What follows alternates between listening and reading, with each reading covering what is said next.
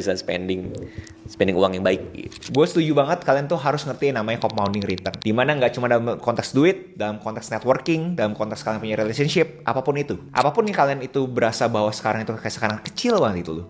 Kayak akan ada satu titik itu semua eksponensial gitu. Kalian harus ngerti namanya compounding effect. Jangan terkesan kayak seakan-akan yang kalian kerjain sekarang tuh nggak ada faedahnya.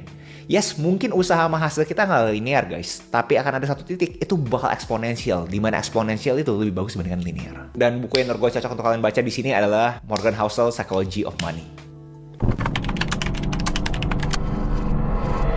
Kenapa gue beli kelas ketika informasi gratis di YouTube?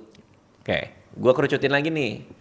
Kenapa gue beli kelas nulis lagu, bikin lagu, ketika di YouTube orang 1001 bikin tips, bikin lagu. Bule-bule itu banyak tuh, ada channel-channelnya. Kenapa gue beli kelas? Sampai ada yang $250, kalau di Udemy lumayan lah, 250.000, 199 itu ada. Kenapa? Karena kalau gue ngeluarin duit